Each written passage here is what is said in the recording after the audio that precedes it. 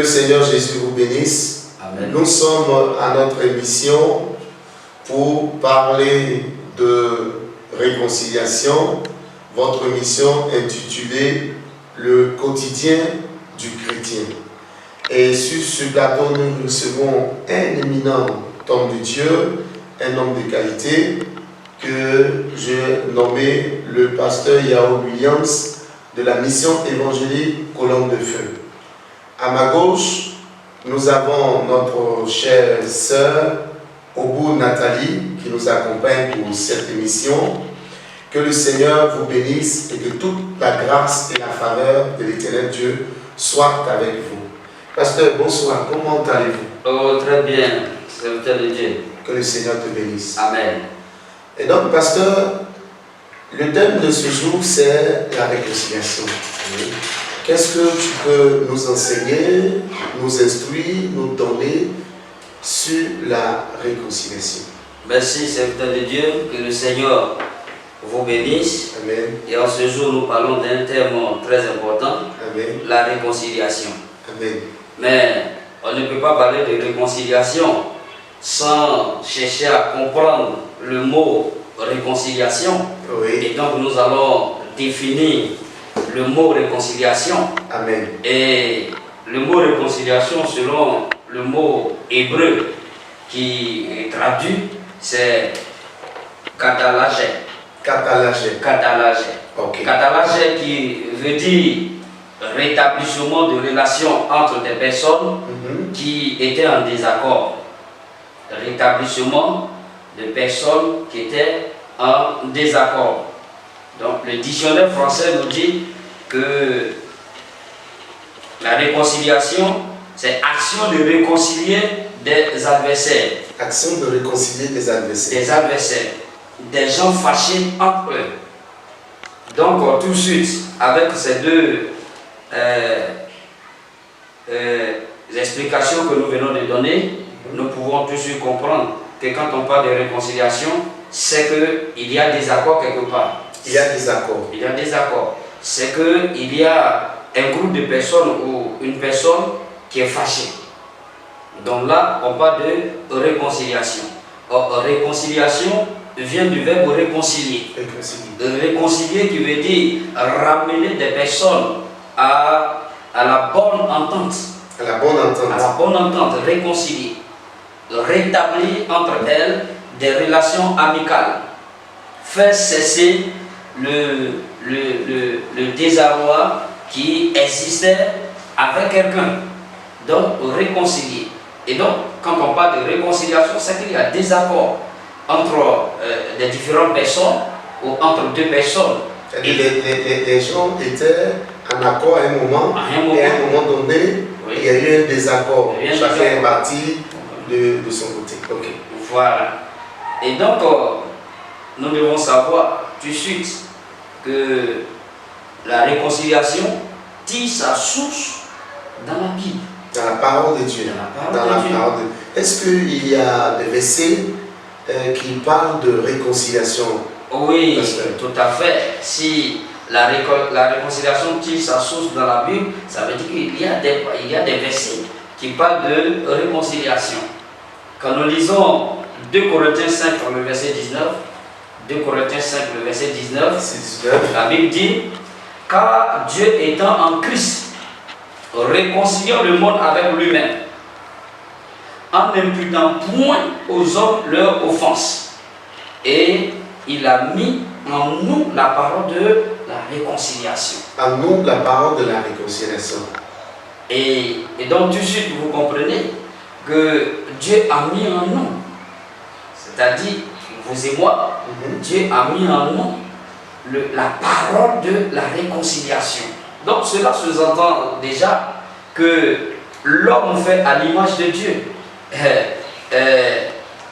Quand on accepte Jésus, qu'on parlera tout à l'heure, parce qu'il dit quoi? Dieu étant en Christ. Donc, pour que nous ayons la parole de réconciliation en nous, il est important aussi que nous soyons en Christ. Parce que Dieu étant en Christ, voilà, et nous devons réconcilier. Voilà. Et donc, c'est en étant en Christ que nous pouvons avoir la parole de la réconciliation.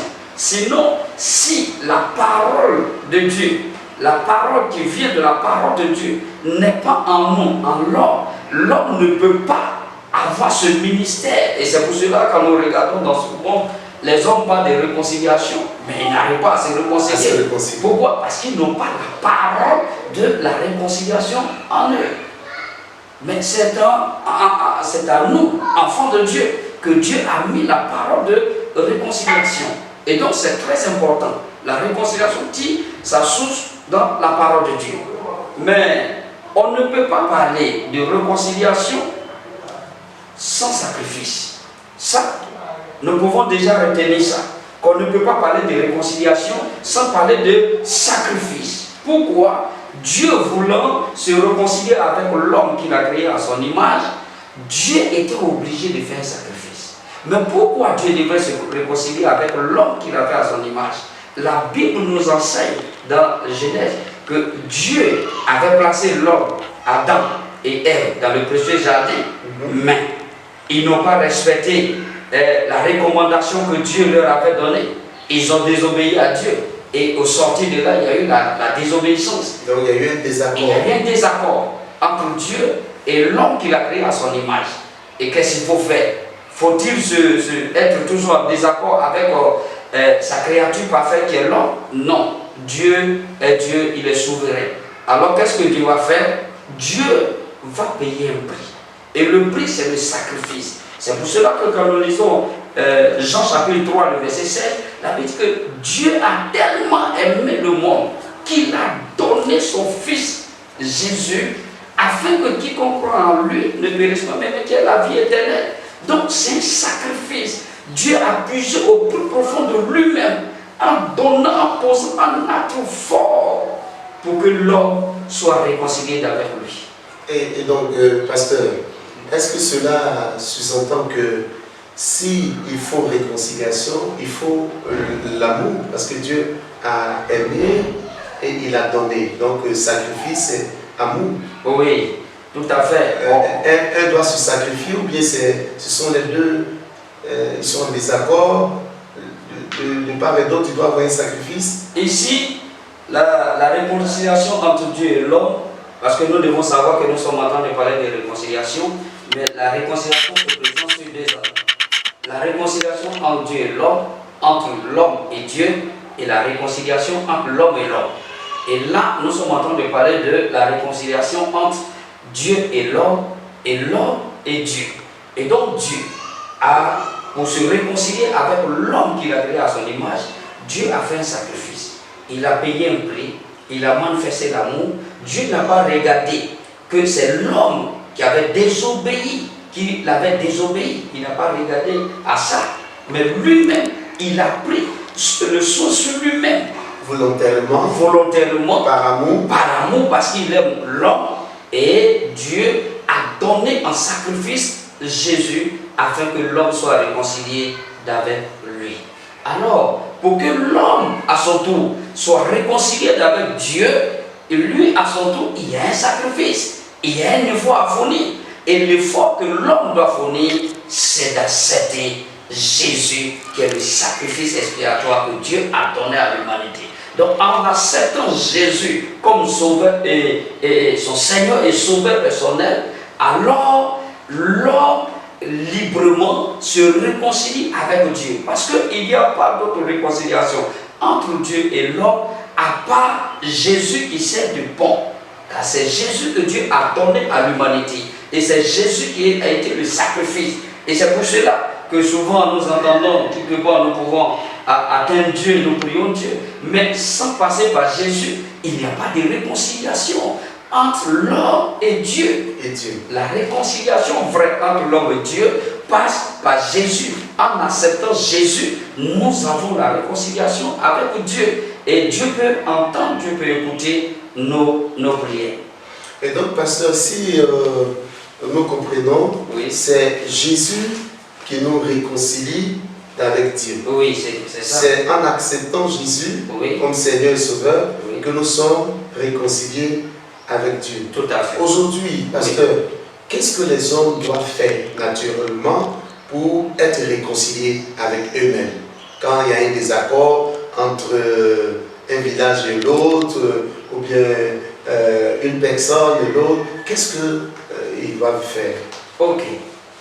Et nous disons tout à l'heure que Dieu, malgré que l'homme avait désobéi, Dieu n'a pas regardé à la désobéissance de l'homme, Dieu n'a pas regardé sa position Dieu, mais Dieu lui-même a fait un sacrifice. Il a fait un effort en se surpassant et en se rabaissant jusqu'à l'homme pour que l'homme soit réconcilié avec lui-même. Donc aujourd'hui, les hommes, entre les hommes, si les hommes veulent la réconciliation vraie, quel que soit le problème, quel que soit le motif même de la situation ou du problème, je pense que si Dieu lui-même s'est sacrifié, l'homme aussi doit se sacrifier. C'est très important. L'homme doit se sacrifier. Parce qu'il y a problème, il y a désaccord. Quand l'autre dit j'ai raison et que l'autre aussi dit que j'ai raison, en ce moment, qui a raison, on peut dire un prix. Quelle que soit ta raison, mais tu dois te rabaisser, tu dois faire un sacrifice et aller vers ton frère et taire nos divergences, nos raisons, tout ça, et aller vers mon frère et me réconcilier avec mon frère, même si j'ai raison. Mais la Bible nous enseigne dans 1 Jean 4, le verset 20, il dit, si quelqu'un dit j'aime Dieu, et qu'il n'aime pas son frère qui voit, c'est un menteur. Donc la réconciliation nécessite aussi l'amour. Nécessite aussi l'amour. C'est aussi le signe de l'amour. Oui, tout à l'heure nous allons parler de ça. Nous allons parler de ça par rapport à ce que nous avons arrêté sur notre feu. La réconciliation, pas d'amour. Sans amour, il n'y a pas de sacrifice. Sans sacrifice, il n'y a pas d'amour aussi. Donc les deux vont de pair. Donc chacun doit puiser au plus profond de lui-même. Et tout à l'heure, la question que vous avez posée, pour parvenir à la vraie réconciliation, comme je l'ai dit tantôt, il faut un sacrifice de part et d'autre. Donc les deux parties doivent se sacrifier. Et chacun ne doit pas camper sur sa position pour dire non, c'est moi qui ai raison. Ah non, parce que la raison ne nous donnera pas de régler le problème. Et Dieu, lui, a sacrifié son fils. Qu'est-ce que nous devons sacrifier pour être réconciliés avec ceux avec qui soit nous sommes en désaccord? Oui, et nous n'allons pas nous sacrifier nous-mêmes. Nous n'allons pas sacrifier notre fils ou bien... Non, non. Mais l'homme doit sacrifier sa personne. L'homme doit sacrifier son moi. L'homme doit sacrifier sa dignité. Parce que c'est de ça qu'il s'agit. Se diminuer. Se diminuer, se rabaisser. Parce que c'est la dignité en l'homme, c'est ça. Non, moi, ce qui m'a fait, je ne peux pas me rabaisser jusqu'à lui. Mais Dieu n'a pas regardé à ça. Donc l'homme, en se sacrifiant, il doit sacrifier sa dignité. Il doit sacrifier sa personnalité. Ses intérêts. Il doit sacrifier ses intérêts. Et se mettre au même niveau que son frère, que son prochain. Vous voyez? Ok. Si j'ai bien répondu à vos questions. Oui, vous avez bien. Bon, voilà, et la Bible même, je reviens, la Bible même nous enseigne, dans Matthieu 5, le verset 23 et le verset 24, il dit quoi? Si donc tu présentes ton offrande à l'autel, et que là, tu te souviens que ton frère a quelque chose contre toi, laisse là ton offrande devant l'autel et va d'abord te réconcilier avec ton frère, puis viens présenter ton offrande. Et pourquoi, pasteur, c'est comme ça? Parce que tu as parlé tout à l'heure du sacrifice. Oui. Et la personne vient avec une offrande pour faire le sacrifice. Et puis, il doit laisser son offrande devant l'autel, aller se réconcilier d'abord. Alors que l'offrande, il est important. Ça peut être l'argent, ça peut être quelque chose d'important qu'on apporte à l'église, ou bien, c'est pas à la mosquée. Pourquoi il doit laisser son offrande pour aller se réconcilier avec son frère, son prochain d'abord? Oh, c'est intéressant. Parce que Dieu, en donnant Jésus, c'est une offrande que Dieu a faite à l'humanité. Et donc, quand nous prenons notre offrande, quelle que soit l'offrande que nous apportons à l'autel de Dieu, Dieu est présent. Dieu ne regarde pas forcément l'offrande visible que nous venons présenter, mais Dieu regarde à l'état de notre cœur. Quel est l'état de notre cœur? Parce que nous pouvons apporter une offrande. Or, l'état de notre cœur n'est pas droit devant Dieu. Et donc, et c'est pour cela que Dieu nous recommande, quand nous venons apporter une offrande à son autel, parce que Dieu même est présent, et que dans notre cœur, nous-mêmes, nous savons que notre frère, notre soeur qui est à côté de nous, avec qui nous parlons tous les jours, nous sommes conscients que le frère a quelque chose contre nous, mais il ne peut pas avoir quelque chose contre nous si au préalable il n'y a pas eu des accords. Certainement il y a eu quelque chose entre nous. Et généralement ce que les hommes disent, c'est que moi je n'ai rien contre mon frère, non, moi je n'ai rien contre lui. Mais la Bible ne dit pas que si tu as quelque chose contre ton frère, et laisse ton offrande. Mais la Bible dit si tu te rends compte, tu te souviens que ton frère a quelque chose contre toi. Donc vous voyez comment Dieu parle. Si Dieu disait, si tu te souviens que tu as quelque chose contre ton frère, mais je vous assure que personne n'aura jamais quelque chose contre quelqu'un. Parce que les hommes toujours vont dire non, moi je n'ai rien contre lui, moi je n'ai rien contre lui. Mais Dieu est sage. Dieu dit, si ton frère a quelque chose contre toi, c'est-à-dire c'est pas toi qui as quelque chose contre lui, mais lui il a quelque chose contre toi, laisse ton offrande, va te réconcilier avec lui et viens et fais ton offrande. Pourquoi Dieu dit ça? Dieu dit ça tout à l'heure, le verset que nous avons lu, il dit 1 Jean 4, 20, il dit mais comment vous, les hommes, comment vous pouvez prétendre aimer Dieu que vous ne voyez pas, et votre frère que vous voyez, votre prochain que vous voyez, vous ne l'aimez pas. Donc Dieu dit quoi? Dans les commandements de Dieu, il dit tu aimeras ton prochain comme toi-même. Alors, si tu as quelque chose dans ton cœur, si ton frère a quelque chose contre toi, alors quand tu viens apporter ton offrande à l'autel, dis-toi que toi, tu as problème avec Dieu. Parce que ton frère, le frère que tu vois, a été créé à l'image de Dieu. C'est Dieu lui-même qui est là. Et donc, s'il a quelque chose contre toi ou tu as quelque chose contre lui, et toi, tu dois savoir que tu es en désaccord avec Dieu. Et donc, Dieu ne peut pas agréer ton offrande. C'est pourquoi tu dois aller d'abord te réconcilier avec ton frère avant de venir faire ton offrande. Chers amis, l'émission devient intéressante parce que le pasteur est en train de nous expliquer des choses qui font réfléchir, des choses qui apaisent les cœurs, des choses qui ouvrent l'esprit. Et donc, nous allons encore permettre au pasteur de continuer à nous expliquer ce que c'est que la réconciliation, parce que c'est quelque chose de très important. Pasteur, et si la personne ne va pas se réconcilier avec son frère avant de donner son offrande qu'il donne, Dieu refuse l'offrande, Dieu n'accepte pas, ou bien son offrande ne rentre pas dans... son offrande n'est pas acceptée par Dieu. La parole de Dieu est claire parce que Dieu dit que vous m'apportez des offrandes boiteuses. Donc quand Dieu utilise ces expressions, ça veut dire que toutes les offrandes qui montent à l'autel de Dieu ne touchent pas le cœur de Dieu. Vous voyez la preuve. Nous voyons Caïn et Adam. Caïn a apporté une offrande à l'Éternel et Abel aussi a apporté une offrande à l'Éternel. Mais la Bible dit quoi? Dieu n'a pas agréé l'offrande de Caïn, mais il a agréé l'offrande d'Abel. Pourquoi? Parce que l'offrande qu'Abel a apportée était une offrande de son cœur, provenant vraiment de son cœur. Voilà. Et donc, Dieu ne peut pas agréer l'offrande qui ne vient pas du cœur. Voilà, qui physiquement, quel que soit le montant, quelle que soit la forme, voilà, les hommes peuvent apprécier ça. Mais Dieu qui sonde les cœurs et les reins, sachant que la personne qui apporte l'offrande n'a pas un cœur bien disposé, Dieu ne peut pas agréer une telle offrande. La Bible déclare que lorsque David recueillait les offrandes pour bâtir la maison de l'Éternel, la Bible déclare que tout Israël, y compris David lui-même, ils apportaient des offrandes avec un cœur bien disposé. Voilà, avec un cœur bien disposé. Donc c'est le cœur que Dieu regarde. Donc quand la Bible parle d'un cœur bien disposé, disposé à se réconcilier avec ceux avec qui nous sommes en désaccord. Avec ceux avec qui nous sommes en désaccord, bien sûr. Avec ceux avec qui nous sommes en désaccord, parce qu'il dit que si tu crois que ton frère, tu te souviens que ton frère a quelque chose contre toi, laisse d'abord ton offrande à l'autel, va te réconcilier avec ton frère.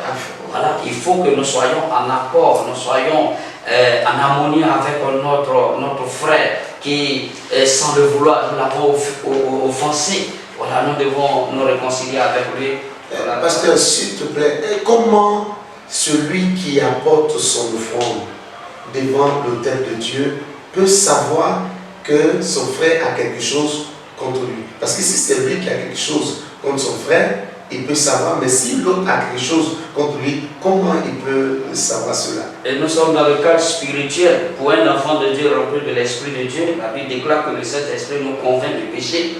Donc, l'enfant de Dieu qui est réellement conduit par l'Esprit de Dieu peut savoir, tu suis par l'Esprit de Dieu, parce que l'Esprit de Dieu nous interpelle. Quand nous posons des actes, l'Esprit de Dieu parle à notre conscience que tel ou tel a quelque chose contre moi, parce que hier nous avons discuté ou nous avons fait des choses, nous avons eu à dire des choses qui ne sont pas bien, et donc l'Esprit de Dieu va nous interpeller. Il m'arrive souvent, et quand je suis un peu, je ne dirais pas en désaccord, mais je peux même dire quelque chose à quelqu'un, mais après, pour moi j'ai bien parlé, mais l'Esprit de Dieu va m'interpeller pour dire attention, ce que tu as dit là, l'autre n'a pas aimé. Donc tu suis, ce n'est pas lui forcément qui va venir vers moi, mais l'Esprit qui convainc du péché me donne moi-même de savoir que ce que j'ai dit à l'autre hier ou avant-hier, il n'a pas apprécié. Donc je vais automatiquement vers la personne. Que le Seigneur vous bénisse. Amen. Nous sommes à notre émission Le Quotidien du Chrétien. Aujourd'hui, nous recevons le pasteur Yao Williams de la mission évangélique Colombe de Feu pour votre émission Réconciliation, pour votre émission qui parle de réconciliation.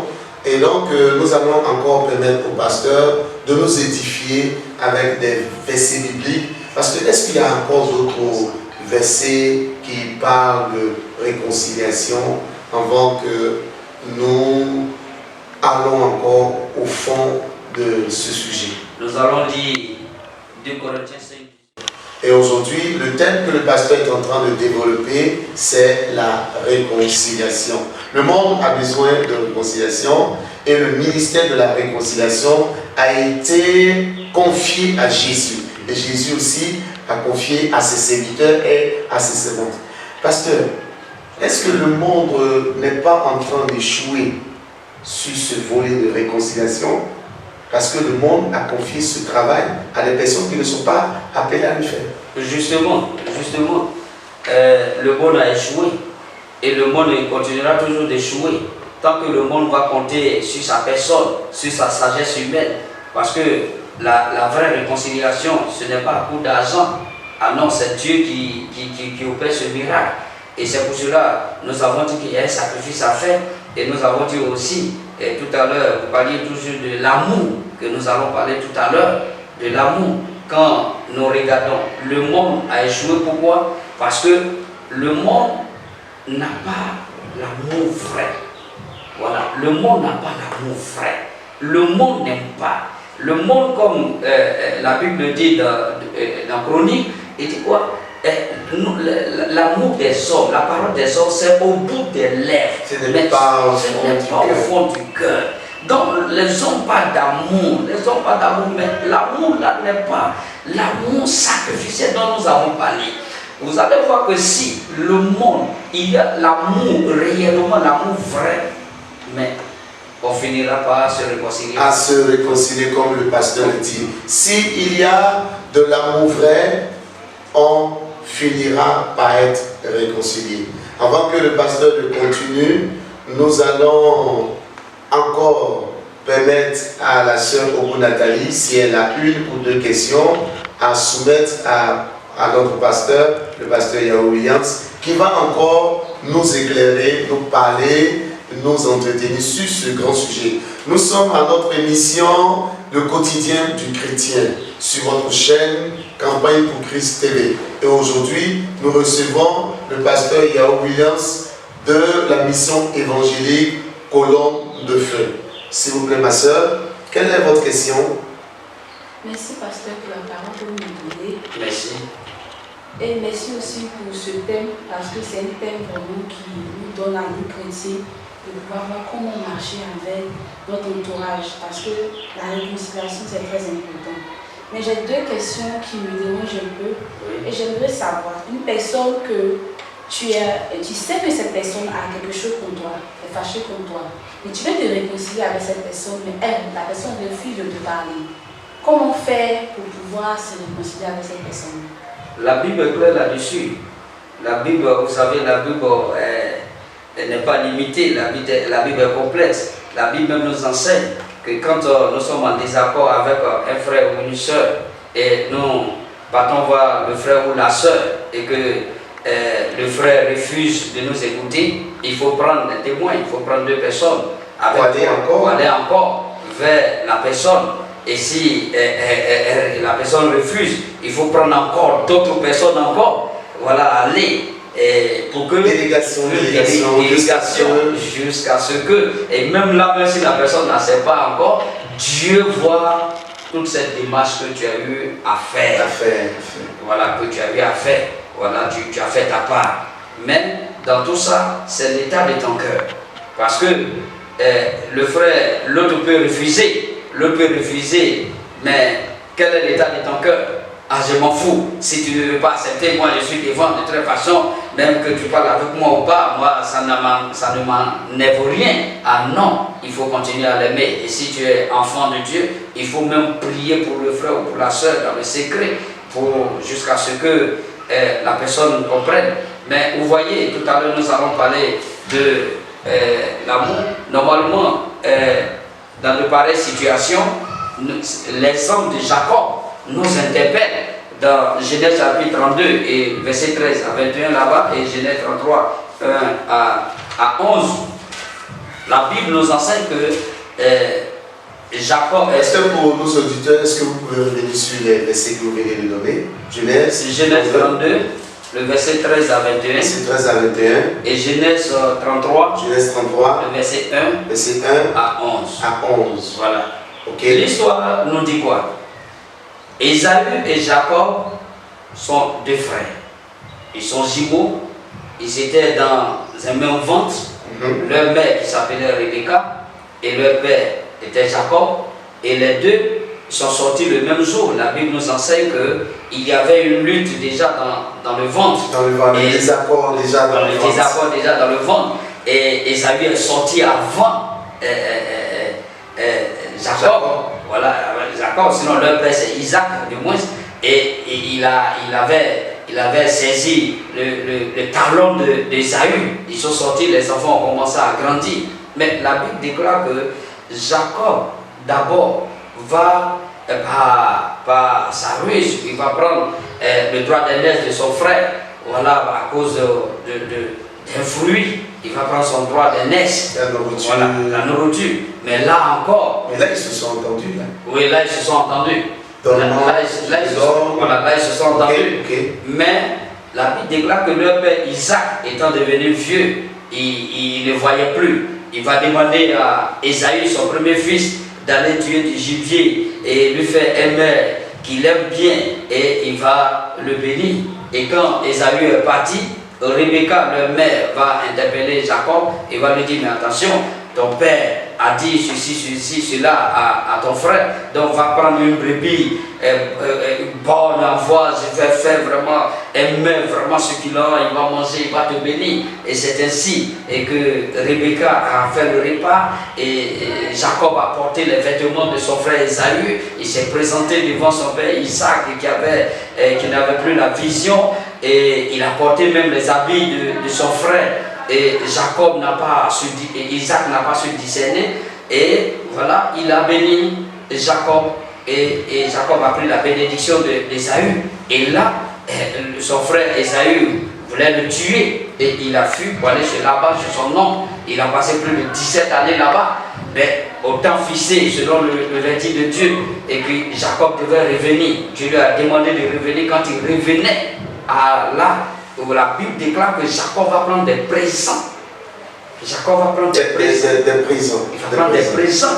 Voilà, tout ce qu'il disposait, des brebis ou tout ce qu'il avait, il va prendre vraiment une bonne quantité. Qu'est-ce qu'il va faire avec ces présents qu'il a pris? Et ces présents, sachant que lorsqu'il partait chez Laban, sur son oncle là-bas, il était en désaccord avec son frère Ésaü. Et donc là, ces présents-là, il va prendre ces présents pour venir donner à son frère. pour toucher le cœur de Dieu, parce que tout part du cœur. Comme je l'ai dit, le cœur de Dieu, le cœur de son frère. Pour toucher le cœur de son frère Ésaü.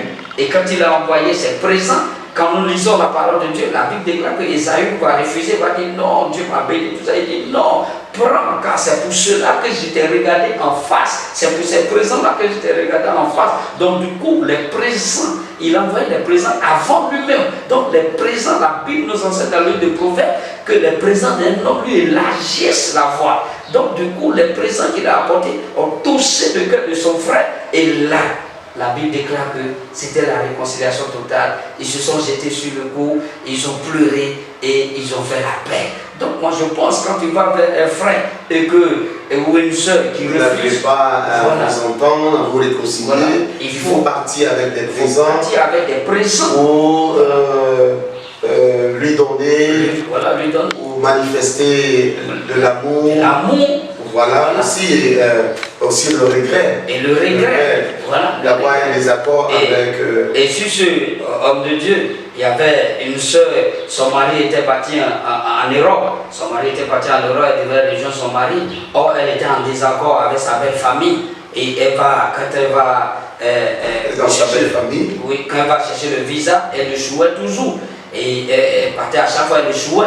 Elle allait voir un homme de Dieu. Et l'homme de Dieu lui a dit non, ton problème, ce n'est pas la prière, mais tu es en désaccord avec ta belle famille. Ta belle famille. Va voir ta belle famille, prends un présent et va te réconcilier avec ta belle famille. Quand elle a fait elle a dit que non, c'est difficile, elle ne peut pas faire ça. Le pasteur a dit c'est ce qu'il te faut. Mais là, elle a obéi. Elle a pris le présent. Quand elle est arrivée dans sa belle famille, elle a donné le présent, s'est jetée sur le cou des autres. Ça pleurait par-ci par-là. Dans la même semaine, elle a eu son visa, elle est partie en Europe. Et là, la belle famille l'a accepté. Ah, c'est bien. Ok. Est-ce que la sœur Nathalie a encore quelques questions à poser au pasteur? Chers amis, nous tirons vers la fin de notre mission. Nous sommes à notre mission Le Quotidien du Chrétien sur votre chaîne Campagne pour Christ TV. Nous recevons sur ce plateau le pasteur Yao Williams de la mission évangélique Colombe de Feu pour nous entretenir sur ce grand thème, la réconciliation. Que le Seigneur bénisse vous nous prendre en marche. Votre mission Campagne pour Christ TV est en train de vous présenter l'émission Le Quotidien du Chrétien. Nous allons permettre encore à la sœur Nathalie de poser une ou deux questions au pasteur avant que nous fassions le tour de la table. Pasteur, ma seconde question est de savoir les conséquences de la réconciliation sur la vie du chrétien. Oui, les conséquences, bien évidemment. S'il n'y a pas de réconciliation. S'il y a réconciliation, qu'est-ce que cela reflète sur la vie du chrétien? Qu'est-ce que le chrétien gagne? Qu'est-ce que ceux qui sont réconciliés gagnent? Oui, quand il y a réconciliation, il y a forcément la joie qui s'installe. Voilà, pour le chrétien, quand il y a réconciliation, mais toi-même tu es heureux. Et ta prière, même quand tu entends de prier, tu as l'esprit tranquille. Voilà, tu as l'esprit tranquille, tu es libéré. Et ta prière peut monter vers Dieu. Voilà, Dieu peut exaucer ta prière. Mais ce n'est pas seulement que le chrétien, tout le monde est. Oh, tout le monde. Celui qui ne connaît pas le Seigneur ne peut pas. Celui qui ne connaît pas Jésus, voilà, c'est difficile pour lui. Deux personnes font la paix, ils deviennent de bons amis. Ouais. Voilà, ils deviennent de bons amis. Si hier ils étaient en désaccord, mais quand ils font la paix, ils deviennent de bons amis. Donc il y a des retombées énormes, c'est fabuleux. C'est fabuleux, c'est fabuleux. Ok, nous tirons vers la fin de notre mission. Nous sommes à votre émission, Le Quotidien du Chrétien, sur votre chaîne Campagne pour Christ TV. Nous recevons le pasteur Yao Williams pour parler de réconciliation. Et à mon côté, devant moi ici, notre sœur Nathalie. Est-ce que notre sœur a une dernière question à poser au pasteur? La dernière question, c'est j'aimerais savoir, pour un être humain en général qui refuse de se réconcilier, qu'est-ce que cela va refléter sur sa vie?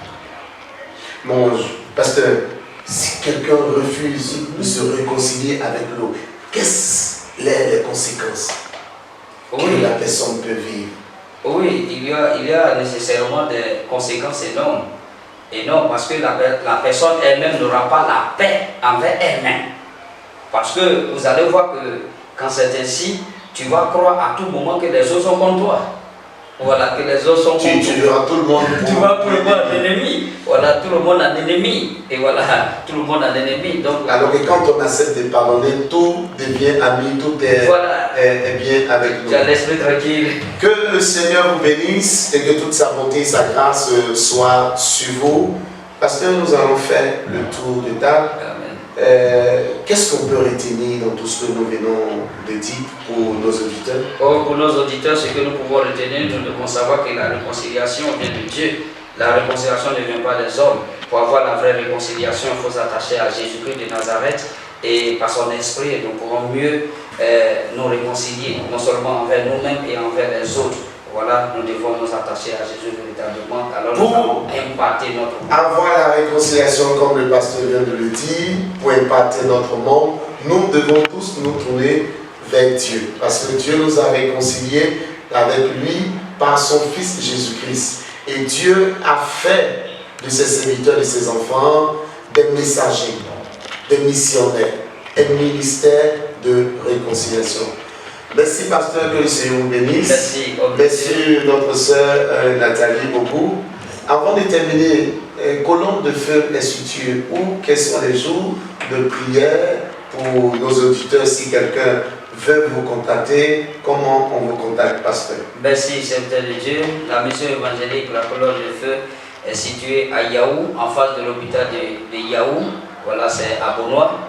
Et nous tenons nos rencontres. Sous couverture des grands bassins, bien sûr. Sous couverture des grands bassins, bien sûr. Nous tenons nos rencontres, nos réunions, le mercredi et le vendredi de 17h à 18h45 et le dimanche de 8h à 11h30. Et si quelqu'un veut nous contacter, les contacts 02 31 68 02